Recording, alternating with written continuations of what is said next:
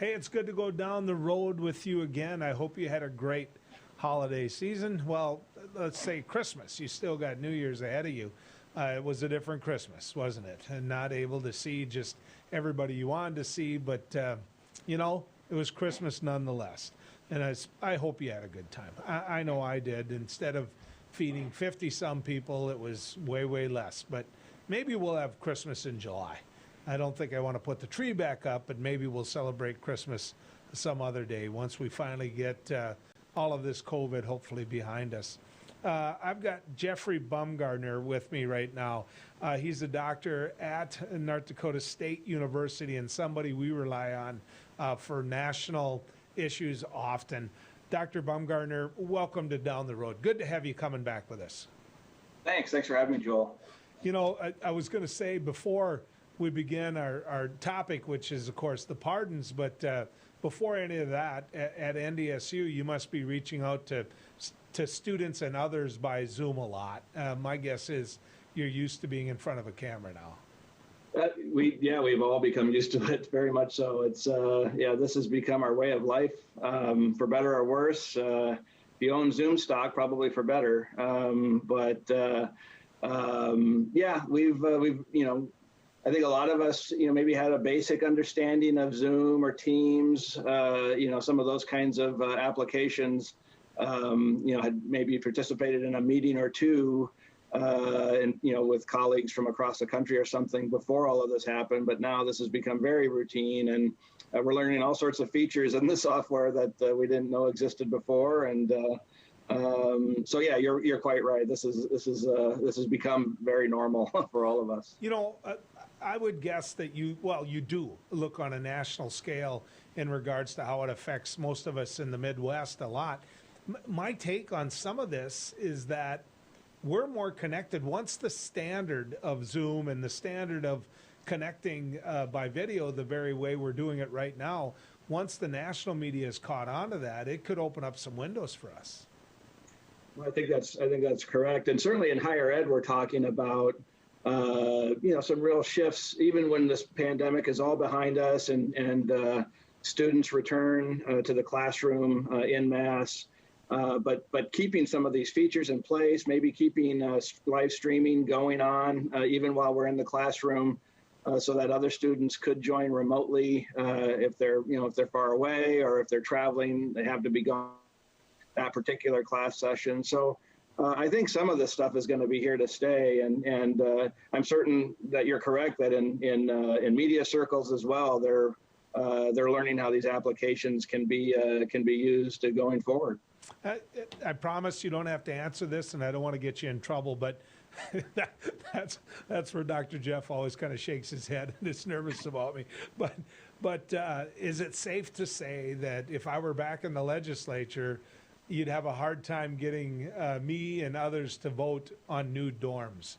I think a lot of people are going to take what you have to offer, which is that great education, this way now. Yeah. I don't think you're going to see as many students on campus. That's probably true.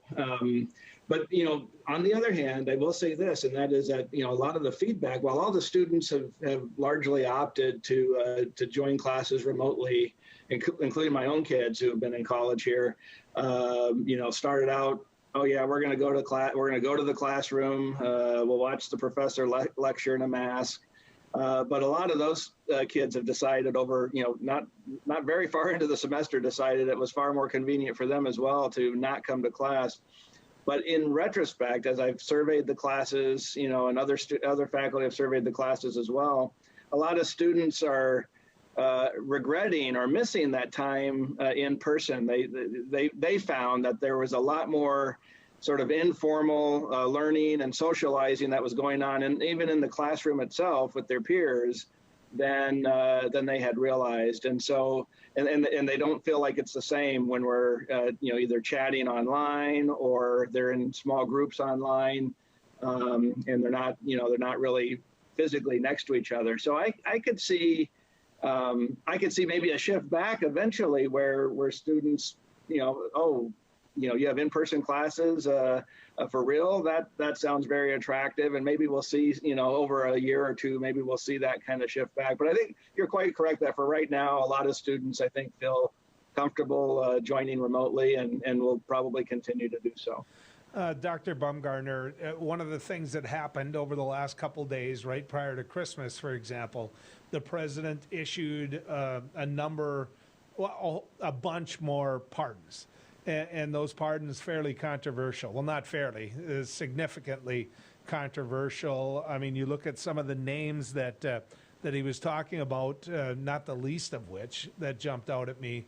Everybody's talking about the president's son-in-law's father, which to me, that's no big deal. It really isn't any big deal. But when you start pardoning the people that were involved at Blackwater, you really sent a signal to the world. And so I'm curious, first the history, and second off your thoughts on when it comes to these pardons. Yeah, no, it's a great question. And yeah, we actually kind of revisit this issue every 4 years or so when there's a lot of pardons kind of at the end of a president's term. Of course, the president pardons people throughout his or her term, but we always seem to get a kind of a truckload of them at the end, especially for an outgoing, a lame duck president on their way out. Yeah, certainly some of these are controversial. I was going back just in anticipation of the segment. I had to remind myself a little bit about the history of what others have done, and others have had controversial pardons as well. You remember Bill Clinton with Mark Rich after Mark Rich's wife donated to the party. The Charles Kushner thing is kind of ironic because he got in trouble for illegal donations to the Democrats. Of course, he was a Democrat at the time, and but certainly the family connection. Bill Clinton had a family connection with Roger Clinton getting pardoned for drug-related offenses.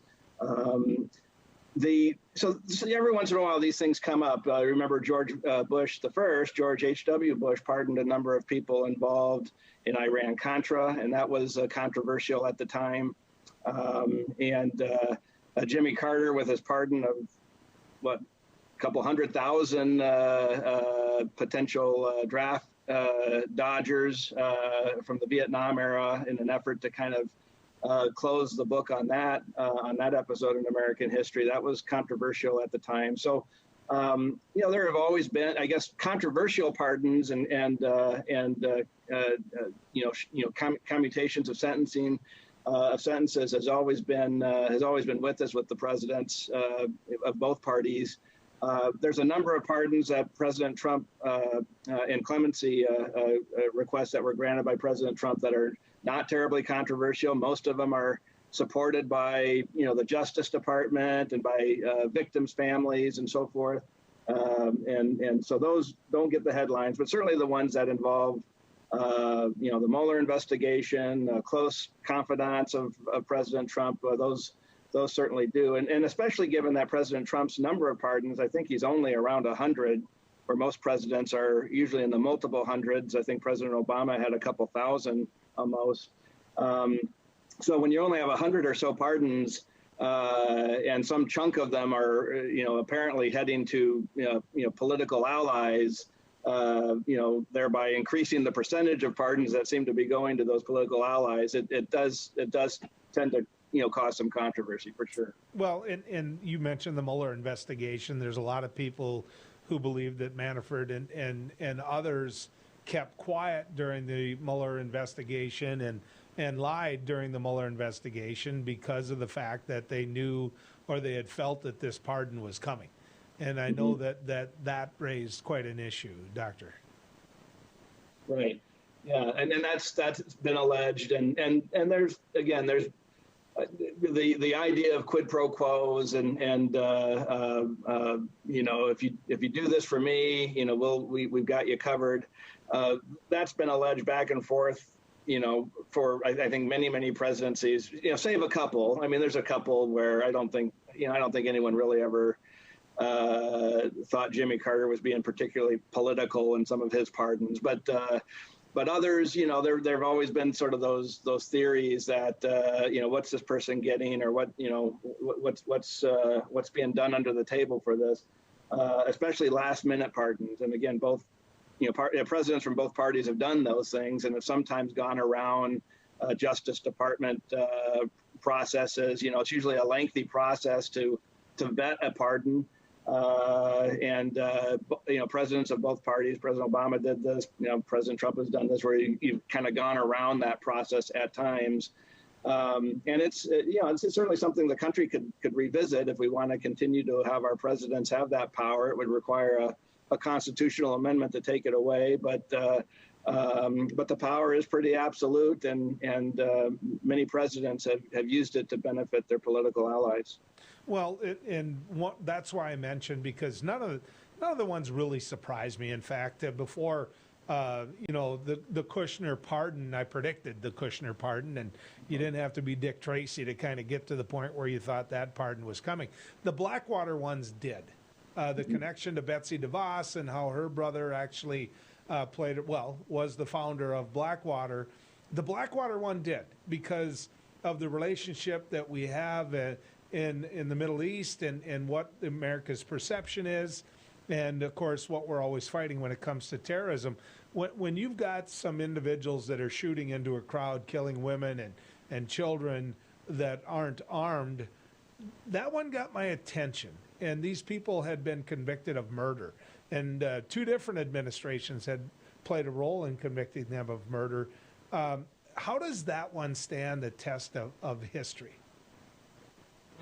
It probably doesn't get a whole lot of scrutiny, to be honest, in history. In the context of the long view, because it's sort of in that category of some very controversial pardons of others. We've had pardons of convicted terrorists. We've had we certainly have had pardons of very nefarious, white collar criminals that didn't seem to necessarily repent and had no support. So that would be probably just in that category of some people are not, maybe a lot of people aren't going to like that pardon, but we don't really remember, in successive presidential administrations, we don't tend to remember, unless we're real wonky, we don't tend to remember what a president did, 4 years ago, 8 years ago. In the pardons that you're referring to with regard to Blackwater, I mean, it's kind of consistent with some of the other things Trump has done with regard to rules of engagement. And I think he's made a deliberate attempt to sort of shift toward, kind of giving the soldiers and contractors benefit of the doubt in these very tough situations. But it's a controversial move on his part. When we come back, there's one pardon that no one's going to forget. So 2 questions for you when we come back. Number 1, the Ford pardon, and number 2, can the president pardon himself?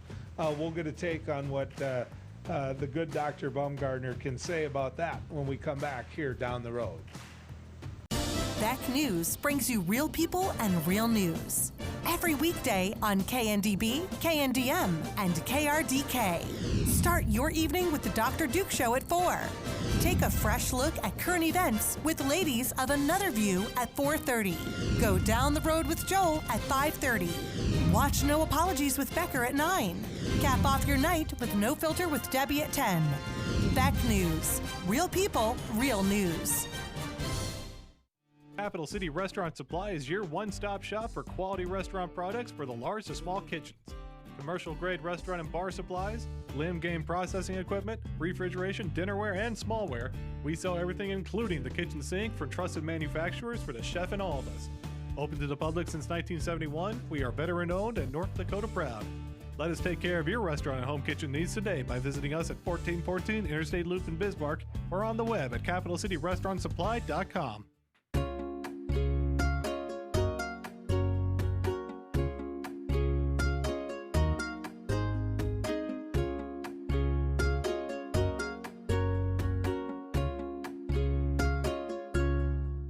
Hi, I'm Dennis Haugen, along with my sons Andy and Mike, and we're showing our support for wind energy in North Dakota. Wind energy has provided farmers like us with a steady stream of income that's not tied to the weather like crops and cattle are. Another bonus is that wind farm owners are required to maintain the roads leading up to the turbines. Because of that, oftentimes these roads are the best in the county. Wind energy is good for landowners, it's good for the land, it's good for our economy, and it's good for North Dakota. For the greatest selection and full menu offering is the Four Seasons Restaurant and Ice Cream Parlor in Garrison. Succulent sandwiches, big breakfasts served all day, and delicious desserts. Easy access in and out for campers and RVs. The Four Seasons Restaurant at the top of Main Street, Garrison.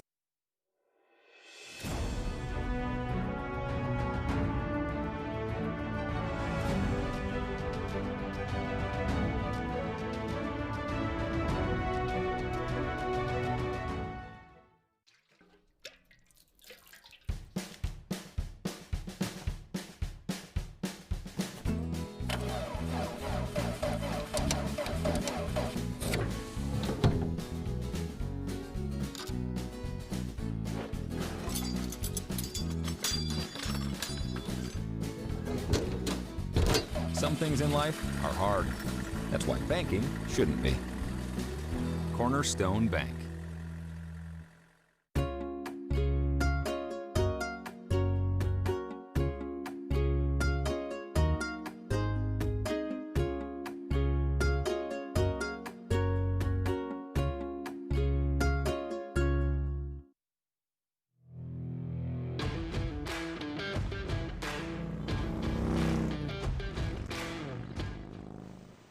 He's so much fun to go down the road with that we hung on to him. Dr. Jeffrey Bumgarner from NDSU. We're talking about pardons.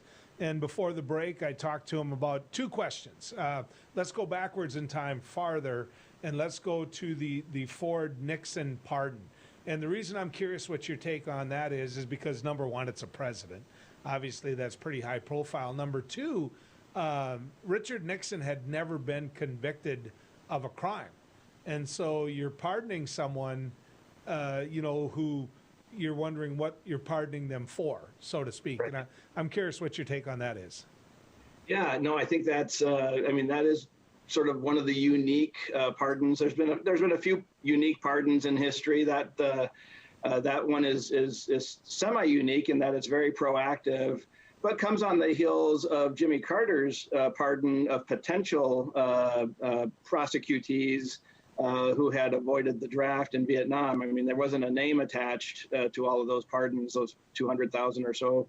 It was sort of this blanket amnesty statement, right, that Carter issued, and it had the effect of a pardon. So that was proactive, and of course, so was Ford's pardon of Nixon.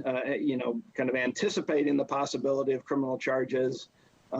Not knowing what they were necessarily would be, but just sort of all things related to the scandal. We're gonna just issue a pardon on all matters related to it. So yeah, that and as you and I were talking about in the break, that could kind of lead to the question of whether or not President Trump could proactively pardon himself, right? Have not been charged with anything yet in relation to his administration. Right. There's really two questions there. Number one, how you and why you would pardon someone that hadn't been convicted of a crime. But the other question, which it's so unique, which is, can a president pardon himself? I realize there's a lot of people who believe preemptively he's going to pardon his children and his son-in-law. I mean, that's a part of the topic as well.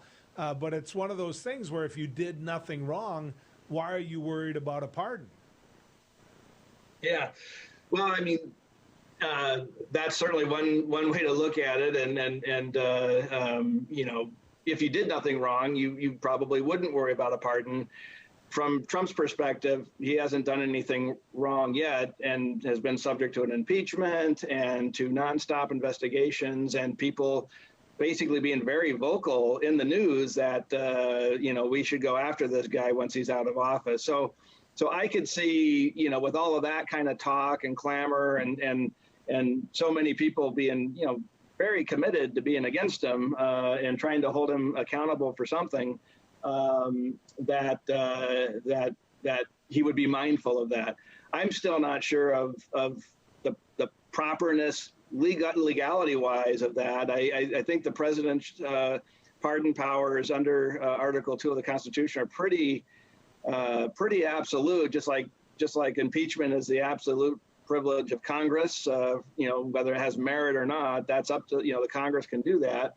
But I don't know if that would extend to pardoning oneself. It strikes me that the proper way to do it would be basically what Nixon and Ford did, was you'd resign and have the vice president, now president, extend that pardon. If that's something that you wanted to do. Now, pardoning his family members, I think he has the right to do, and that consistent with other Supreme Court rulings, that would be upheld. There's really nothing to review there. So, the scenario of Mike Pence becoming the 46th president of the United States, just so he can pardon, obviously that deal would be worked out first in the administration itself. Gerald Ford never came back from that. I mean, Gerald Ford, there weren't a lot of reasons to vote against Gerald Ford. A good, decent man, great record when it came to his service in the United States Congress. But you had a situation there. You had Gerald Ford and Nelson Rockefeller as president and vice president, and neither one had been voted into either job. Now, Mike Pence would have been voted into this job, but if he has any political ambitions, do you believe it would be wise of him to give that pardon of Donald Trump? Yeah, probably not. If he has political ambitions, then no. I actually think Pence comes out of this administration still largely unscathed. I think he still has the reputation that he had. I think he's well liked by members of both parties on Capitol Hill, and still has some of those relationships. He's been seen as a good soldier in an uphill battle with a tough boss, right? And still doing the best he can by Republican policies and so forth. So I think actually Pence does have a political future potentially if he wants one, but that would be probably damaging to that future. Well, the reason he's so valuable is he's a radio talk show host. Before all of this, describe. Are you making an announcement, Joe? Yeah, right. Describe to people this, the difference, because there's a lot of people who believe that once the president pardons himself, which I think we can assume he will, or at least I can assume he will. Once he pardons himself, that frees him up on all potential charges. The Southern District is a state charge in New York. He still would stand responsible for that, I would guess. Right. If there's a tax case, related to his business dealings in Manhattan, he's not, actually none of these individuals. Paul Manafort, he's still subject to, his. I think he was convicted at the state level, wasn't he? Or maybe there's just pending charges. But these things, the presidential pardon power only extends to crimes against the United States. So you're quite correct. The states are still free to do whatever they need to do or want to do. And in many cases, states elect to prosecute somebody or to pursue prosecution if they think there's been a miscarriage of justice. And so, there's a lot of deference back and forth between the feds and the states when it comes to prosecutions. Even though it's not double jeopardy to be prosecuted by both, they still nonetheless, if one's doing a robust prosecution, the other will often defer unless there's some sort of miscarriage of justice in the eyes of that other jurisdiction. We saw that with the Rodney King beatings, right? That the federal government basically said, yeah, there was a robust prosecution, but justice was not served, and so we're going to step in. The states could certainly do that as well in these cases involving the Trump family. You get paid for a living to grade, okay? I've got 30 seconds left, and I didn't get enough opportunity because it's nobody's fault but my own to speak to you about the stimulus bill. So, grade it. What type of grade would you give the stimulus bill? A B, but I'm an easy grader, so I'd probably give it a B. It certainly has some help in there that is needed, and I'm glad it's gonna come through. It could have been more targeted in my mind with greater help, but any help is better than no help. I wish I would have attended your class, because I think that there's a lot in that bill that President Trump pointed out is a bunch of bunk. I really believe that. So, Dr. Baumgartner, thank you. Thanks for giving us your time. Sounds good. Thank you, Joe. Have a good one. You bet. When we come back, Captain Brian Niewin from the North Dakota State Patrol, the North Dakota Highway Patrol. We'll get a chance to visit with him on a lot of what's going on this legislative session and other things right after this.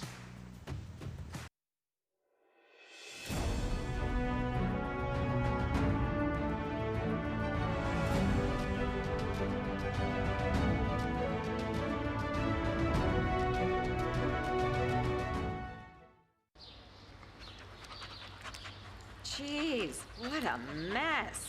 Look at that. There's roof stuff everywhere. It's so embarrassing. Ruins the neighborhood. Come on, humans. Let's get this fixed. Don't let your roof go to the dogs. Call America's Best Contractors for your free estimate. Need a new woof? After checking with the rest, go with the best. America's Best Contractors. 258-2412. Online at americasbestcontractorsincorporated.com. In southwestern and south central North Dakota, on any given day at any given moment, a Dakota Community Bank and Trust customer is logging in or signing on to do their online or mobile banking. We believe that community banking can blend both the past with down-home customer service in-house and the future with modern banking conveniences and technology for our customers anywhere, like here or here, all while honoring our long-standing tradition of community-first oriented banking here at Dakota Community Bank and Trust. My wife was diagnosed with early stage Alzheimer's. We talked about it and we kind of decided we'd be a little bit proactive and try to start making provisions. So we started looking here, and Eventide worked out to be pretty much the perfect answer. I guess I didn't expect it to be so nice. The staff here are terrific. We enjoy it.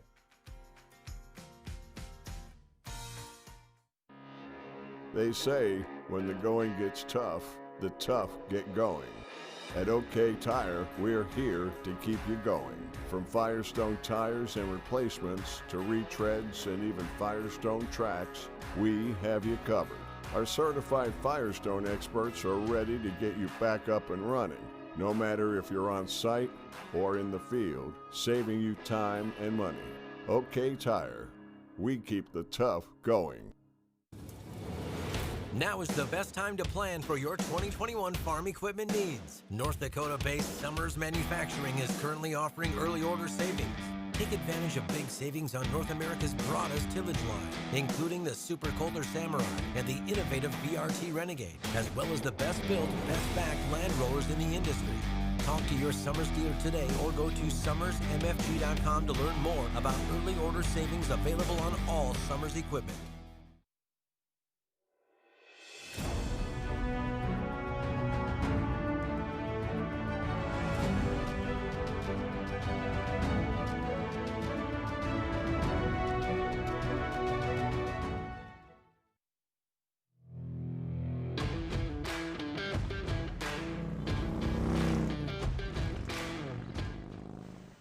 You know, a lot of you might be afraid to see a highway patrolman when you go down the road, but I'm not, at least not in this circumstance. Captain Brian Niewin joins us with the North Dakota Highway Patrol. Captain, good to have you on with us. Yeah, thanks for having us on, Joel. I want to talk to you a little bit in the upcoming legislative session about what the goals of the patrol are. I know that having served in the legislature for 14 years, the men and women of the patrol are always pretty upfront about, hey, we can safeguard your roads and the people on them a lot better if we take a look at this. So what are the goals this upcoming session? You know, obviously we have the Vision Zero initiative here in North Dakota, and our goal is to drive those fatal crashes down in North Dakota. So we're working with the Department of Health, Department of Transportation on some legislation to try and update our traffic laws. Is one of the goals, is to update some of those laws that we have to make them applicable to some of the conditions and things that vehicles that we have today. You know, obviously we'd like to have a primary seatbelt law in North Dakota. Nationally, the states that have implemented a primary seatbelt law that drastically reduces by about a quarter the amount of fatal crashes that happen in those states. So, when we talk about North Dakota, about 60% of our fatal crashes involve the lack of seatbelt use. If we can drive that number down, that's a huge number of fatalities that would be, people would be saved if we could have that primary seatbelt law. And obviously, there's always talk of our fine system in North Dakota and how low that really is. And I know our goal through working with the legislature is to identify if there's areas in there that we can improve some of that for traffic safety when it comes to our Vision Zero campaign. I want to talk about each one of them then. So here's what I wrote in my notes. Vision Zero, primary seat belt, and of course the fine structure and how that's not really a deterrent. But I want to go Vision Zero first. Minnesota adopted that. They've got a Vision Zero law on the books. How is that working? Because I know that you speak between the Minnesota State Patrol and North Dakota Highway Patrol. What are they seeing there? So in Minnesota, it's called Towards Zero Deaths, and they've had that system in place for 15, maybe even 20 years, where they've worked on engineering, they've worked on legislative changes, they've worked on enforcement. There's all different aspects to what the Towards Zero Death and the Vision Zero campaigns deal with, and they've driven their fatality count down in Minnesota.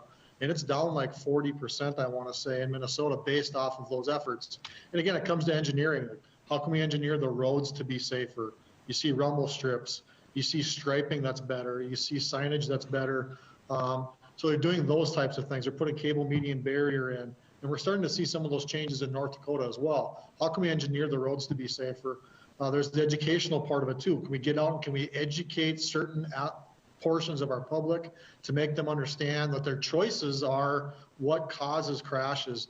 94% of crashes happen because of poor driver choices. People are driving too fast. They've decided not to drink and drive, not wearing a seatbelt. They're distracted while they're driving.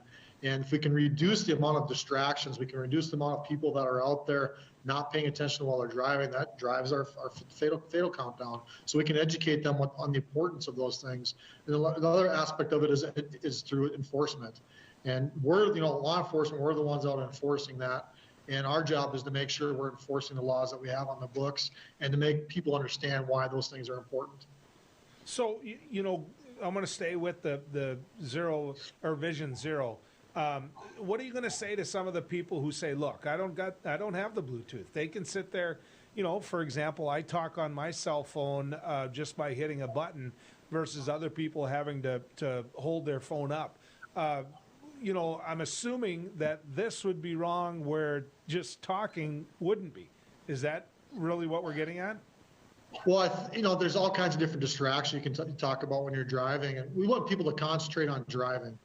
One of the things that we test people for if somebody's under the influence is called divided attention test. When you're under the influence, the attention can't be divided. It's the same thing when we're driving. When we divide our attention, we're not paying enough attention to one or the other thing, and that's when bad things can happen. So when people are driving, we want them to concentrate on driving. We want to have them concentrate on driving defensively and safely while they're out there abiding by our rules of the road.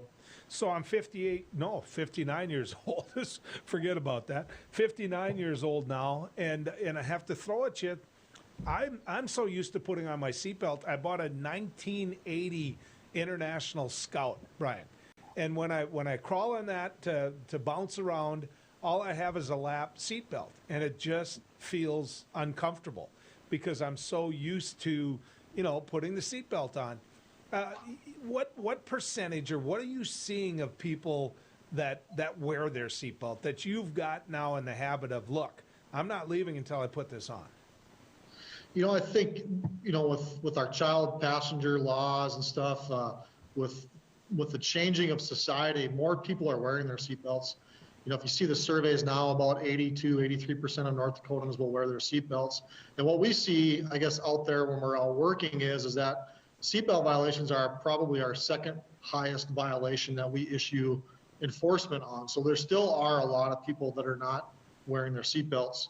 When I see people driving on the interstate system, it seems like we have a higher percentage of the seatbelt usage rate on the interstate system versus our local roadways. And I don't know why that is. Maybe it's because it's the higher speeds, you're traveling longer distances, and people might be more apt to wear their seatbelt. But it seems like in our local areas, there's a little less compliance with that law. And, the goal of a primary seatbelt law is to increase that compliance rate and get more people wearing their seatbelts. So when that worst thing happens, that crash happens, that you stay safely inside that vehicle where that vehicle is made to crush and crash around you and keep you safe versus being thrown clear. And that's when you get hurt and killed. So have you ever done, I'm curious about this, have you ever done a study on all the people that you've written a ticket for not wearing their seatbelt, what their age is, what the primary group is? Because here's my assumption, and I'm about to be wrong, I know, but that it's older people. It's people that were used to not wearing them. Or am I wrong about that? Yeah, I don't really know the answer to that. I'd have to take a look. We have all groups of people that decide not to wear their seatbelts, whether it's teenage drivers that are just starting to drive, our young drivers that are in their 20s and 30s, and even to our older folks. One of the things we do see, and historically, doesn't matter what year it is that about 75% of our crashes involve males. And a large majority of our fatality count is males. So I think historically that's the portion of the population we need to try to convince to wear their seatbelt more often, not get behind the wheel if they're just deciding to drink, and take some of those other dangerous decisions they decide to make when they're out there driving. But is that because more men drive? When my wife and I go together, we don't even ask each other which one is going to drive. And I'm not trying to sound sexist on this. She just crawls into the passenger side. She likes it. She pulls up her iPad and she sits there, works or visits or whatever, where it's just expected that I'm going to drive. And I'm curious about that. I don't have a good answer for that either, Joel. We just go based off of the stats, and I don't think anybody's ever really tracked to see traveling public how many are male drivers, how many are female drivers. That'd be maybe an interesting study to do, but I don't really have a good answer for that. Okay. I just know that the highest group of people that we can really try and affect is those young drivers up to in their 30s, especially the male drivers. If we can have them driving a little bit more safer, I think our crash count, fatal count would come down a lot. We'll end up talking about this again another day, but in the 30 seconds that I have left, are our fines big enough and high enough in North Dakota? We could use increased fine structure in North Dakota, not for all violations, but especially for those ones that are causing our crashes, whether it's stop sign violations, it's speeding violations, following too close. Some of those things where people are causing crashes, we'd like to see those a little bit higher. You never mess with an old college football player, but he's fair. Captain Brian Neewin, thanks for coming on with us. Thanks for going down the road. All right, thanks for having me on. As you can do, he's just doing his job, trying to keep people safe as they go down the road. The fines aren't large enough. They're not. I advocated for larger fines some time ago. They are not deterrents. When I head over into Minnesota, I watch my speedometer a whole lot tighter, just simply because I don't like the fine structure in Minnesota. So I know they are a deterrent. Lieutenant Conlon is going to join us when we come back. We're going to talk to her from the National Guard right after this. Howdy, folks. It's a Conlon Cafe. I reckon it's time you're due for a hearty meal. So saddle up for the day with one of our Hey Boston breakfast homemade soups. Fill your grill at our salad bar. Sink your teeth into our famous Conlon burger and barbecue ribs. Top it off with spoon-rattling pie with a cum roll that's sure to put a smile on even the toughest outlaws. Shake the dirt off the boots each night and warm up with the gang. Tell them about it, Stacy. I can't wait to see you at the county line. Since opening in Hebron in 1940, Dakota Community Bank and Trust has been your hometown bank. Our mission has been to provide modern banking convenience with old-fashioned hometown service. We've grown with the communities we serve through year-round events, countless sponsorships, and nearly 7,000 hours of volunteering each year. Learn more about our 80-year history at dakotacommunitybank.com.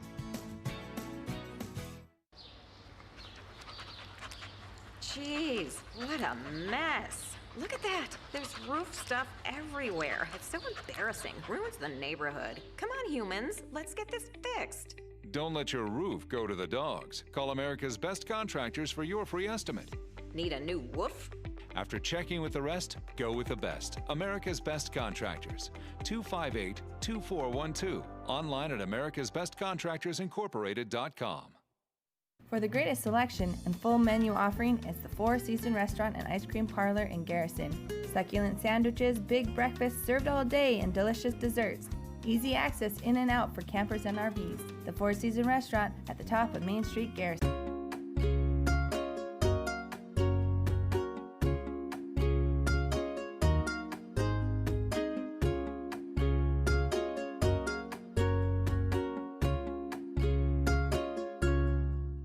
Are you a thrill seeker, sightseer, or day tripper? The Ford Bronco Sport SUV is built for you. Fort Bears Casino is giving away a 2021 Ford Bronco Sport loaded with a ton of interior space, safari-style roof, smooth suspension for any terrain, and easy-to-clean surfaces. Qualify now just by playing your favorite slots at Fort Bears Casino. Double points on Sundays. Also get in on Super Senior Wednesdays, slot turning Thursdays, and hot seats on Wednesdays and Thursdays. Spin into Fort Bears Casino and Lodge for chances to win.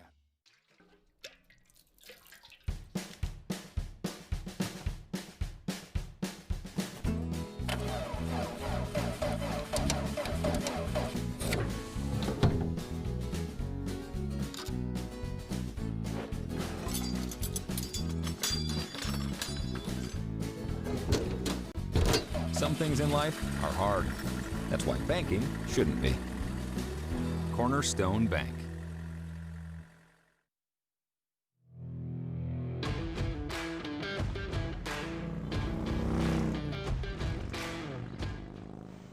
Good to have you still going down the road with us. Lieutenant Katrina Conlon joins us now. She's with the North Dakota National Guard, and one of the reasons we wanted to talk to her was because we're going to look at providing rapid COVID testing, and the National Guard's going to do that. They're going to be doing it at Hector International Airport in Fargo, for example.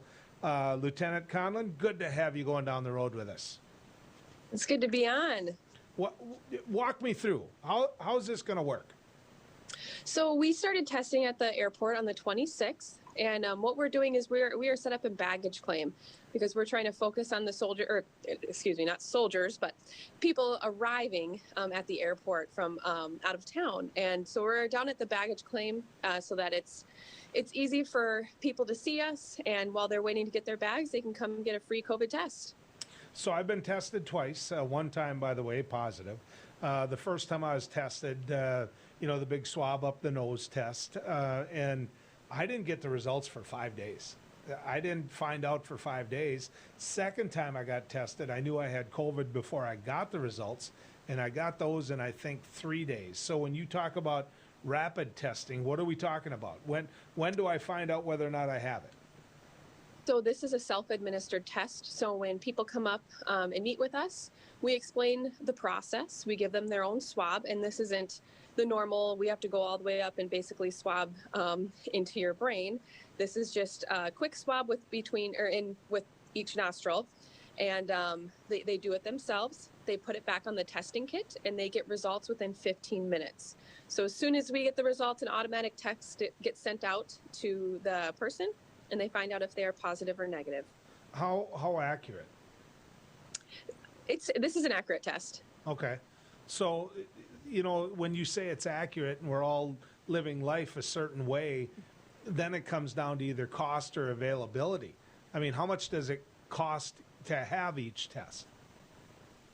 That I would not know, but we have almost an unlimited amount of tests here in Fargo right now. Okay. So if you are coming in from out of town after Christmas, feel free to come down, and while you're waiting for your baggage, to come in and get a free test. There were some people that I saw at Christmas that had been tested, and that was the only way that they felt safe in getting away for Christmas. And of course, as mentioned, I've had COVID, so it kind of changes the rules a little bit. But in terms of people feeling comfortable, you've been doing this, as you said, since the 26th now, I think you said. Are people doing it, is what I'm building up to. So we just started at the airport. We have other testing sites, and if you check the Department of Health's website, you can see where we've been conducting our other tests. At the airport this weekend, we only had about 50 to 70 people show up per day. But of course, as we get the word out and as we talk to more people, they're very interested in taking this test. So let's use Hector as an example. The North Dakota National Guard sets up, and it isn't just about whether or not you're getting off a plane or on a plane. The way it sounds, I can walk into, the lobby, the concourse, whatever you want, before I go through security and be tested. Am I right in my image here? I'm hoping that I'm right in my image of what that would be. So the National Guard does test the general public, yes. The airport does not want just anyone showing up to the airport. Okay. So we're focusing, our mission at the airport is focusing on those arriving to the airport off a flight. Okay. But we are also there for if, for example, we had a few that were getting ready to depart, and they asked if they could have a test, and of course we will not turn them away. They are welcome to a test as well. So, and I'm not trying to totally make this about money, but for that individual that is tested, there's no expense? No, there's no expense. That's amazing. To me, economic, and I'm not trying to involve you in the politics of COVID, but it would seem to me that if you have a lot of these tests and you trust these tests, there's just a lot of things a person could do if 15 minutes later you know the result. Perfect example, I could go to a basketball game, I could go to a football game, so that would be pretty cool. The National Guard, is there any training that you had to go through, Lieutenant, to do this? Yes, and the soldiers that are doing the test, they've gone through a lot of training. They've also been a part of different testing missions. So this is the first test that we are explaining to people getting tested how to self-administer. Okay, so in my notes, I'm seeing that you're available 1 hour before, 1 hour after. Is that accurate, or are you stationed there all day long? So we try and keep up to date with the arriving flights into Hector International Airport. So we look in the morning if they are still going to arrive on time. We show up about an hour before that flight is to arrive, and it's a very simple setup. We are about ready to go 45 minutes before that flight arrives. Lieutenant, have you been there for any of this? I have. I was there all weekend, and I was actually there this morning. Okay, so the people coming in and heading out on the airplane, what's their attitude? Do they, you think about it, everybody wants to travel right now. There's a lot of people that want to get away and get out of North Dakota. Is there some certification that you can give them so then they get on the plane and where they're going, people say, let's say it's Florida. Where I get off a plane in Florida, it's like, no, I mean, he tested negative. It's all good to go. The attitude of the people we're seeing, they're very excited that these tests are available. There's certain states that do require COVID testing. Right now, North Dakota does not require a COVID negative test before flying in, but it just gives people a peace of mind, is what we've been hearing. So National Guards talk to National Guards. I mean, you're part of the overall picture, ready and waiting and being called upon. State to state, it's my understanding that if I go to Hawaii, I have to quarantine for 14 days. Does this take care of that? We are actually checking right now. I'm working with the Hector International Airport manager. They had the same question. So they're actually working on getting us what tests are being accepted right now versus what is not. And these Binax Now tests, these rapid tests, they're still fairly new. So as soon as we have that information, we'll make it known to the public. Okay. Because one of my criticisms of there's two things going on when it comes to COVID. Obviously, the vaccine, which we're hearing good news, and it's a matter of distribution and people taking the vaccine is a big part of it. But I've been critical about, the testing portion, because obviously my own example, but most importantly, to be able to do something like this, it seems to me that people can go out and live a normal life. Are you still encouraging people that test, if they test negative, for example, to wear their masks, to still socially distance? Of course, North Dakota has a mask mandate right now. So just because you've gotten tested, you don't know who you've been around. We like to follow the policies given to us by our state. I can about imagine. And of course, you have to adhere to all the federal and state rules. There's no question about that. Leaders in the community, but you have to be getting as sick of this as everybody else is. We're here to help the public in any way we can. That's the perfect answer, the absolute perfect answer. I don't blame you if in your mind right now you're saying, look, I just want to get out. I want to get out in the public the way I used to be able to get out. Lieutenant, what you're doing on behalf of the citizens and what you're doing to help out. You guys get called upon, and you do. And I really respect that. I really appreciate it, Lieutenant. Well, thank you. We're very excited to be part of this National Guard organization. We're all happy to help out. You bet. Lieutenant Katrina Conlon, ladies and gentlemen, which, man, if you could rapid test like that, just think of all the doors that would open up that have been shut. Doesn't mean you shouldn't be wearing your mask, as she said. North Dakota has a mask mandate. You still need to wear them. Of course, washing your hands, social distancing, all of those things apply. But if you find out that test comes back and you're negative of COVID, imagine what worlds open up to you. I have a daughter that's just itching to take her family on a trip right now. And of course, they don't because of that very reason. And that test may change all of it. When we come back, I'll give you some closing comments. The stimulus bill, good or bad? I've got a grade for you right after this. Howdy, folks. It's a Caneline Cafe. I reckon it's time you're due for a hearty meal. So saddle up for the day with one of our Hey Bossin breakfast homemade soups. Fill your grill at our salad bar. Sink your teeth into our famous Caneline burger and barbecue ribs. Top it off with spur rattling pie with a comb roll that's sure to put a smile on even the toughest outlaws. Shake the dirt off the boots each night and warm up with the game. Tell them about it, Stacy. I can't wait to see you at the county line. Hi, I'm Dennis Haugen, along with my sons Andy and Mike, and we're showing our support for wind energy in North Dakota. Wind energy has provided farmers like us with a steady stream of income that's not tied to the weather like crops and cattle are. Another bonus is that wind farm owners are required to maintain the roads leading up to the turbines. Because of that, oftentimes these roads are the best in the county. Wind energy is good for landowners, it's good for the land, it's good for our economy, and it's good for North Dakota. Capital City Restaurant Supply is your one-stop shop for quality restaurant products for the large to small kitchens. Commercial-grade restaurant and bar supplies, limb game processing equipment, refrigeration, dinnerware, and smallware. We sell everything including the kitchen sink for trusted manufacturers for the chef and all of us. Open to the public since 1971, we are veteran-owned and North Dakota proud. Let us take care of your restaurant and home kitchen needs today by visiting us at 1414 Interstate Loop in Bismarck or on the web at capitalcityrestaurantsupply.com. My wife was diagnosed with early stage Alzheimer's.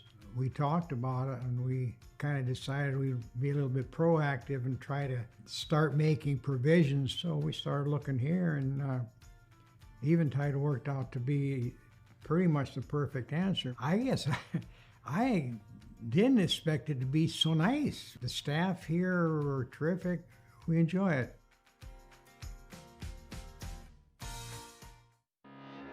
They say when the going gets tough, the tough get going. At OK Tire, we're here to keep you going. From Firestone tires and replacements to retreads and even Firestone tracks, we have you covered. Our certified Firestone experts are ready to get you back up and running, no matter if you're on site or in the field, saving you time and money. OK Tire, we keep the tough going. Now is the best time to plan for your 2021 farm equipment needs. North Dakota-based Summers Manufacturing is currently offering early order savings. Take advantage of big savings on North America's broadest tillage line, including the Super Kohler Samurai and the innovative VRT Renegade, as well as the best built, best backed land rollers in the industry. Talk to your Summers dealer today or go to summersmfg.com to learn more about early order savings available on all Summers equipment.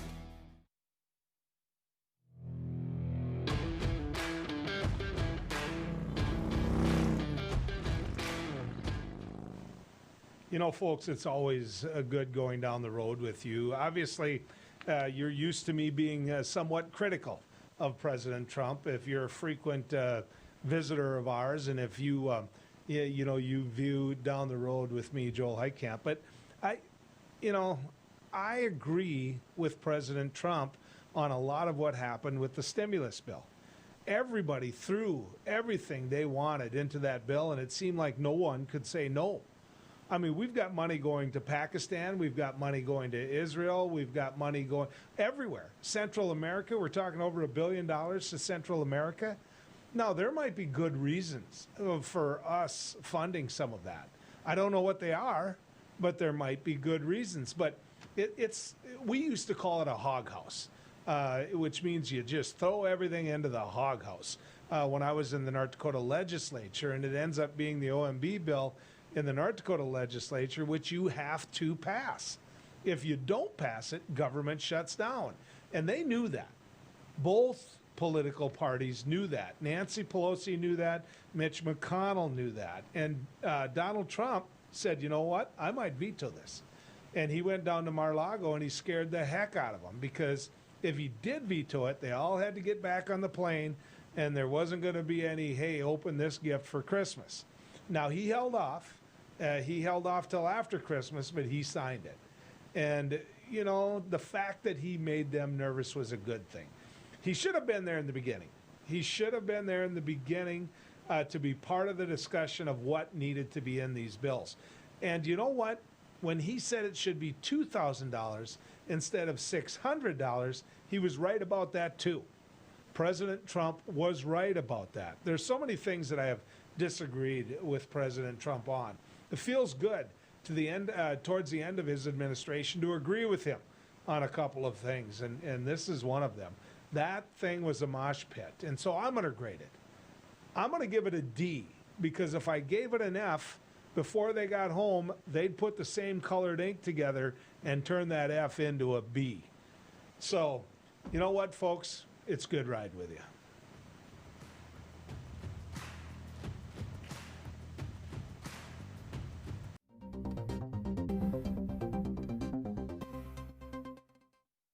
Beck News brings you real people and real news. Every weekday on KNDB, KNDM, and KRDK. Start your evening with the Dr. Duke Show at 4.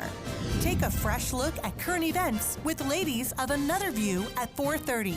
Go down the road with Joel at 5:30. Watch No Apologies with Becker at 9. Cap off your night with No Filter with Debbie at 10. Beck News. Real people, real news.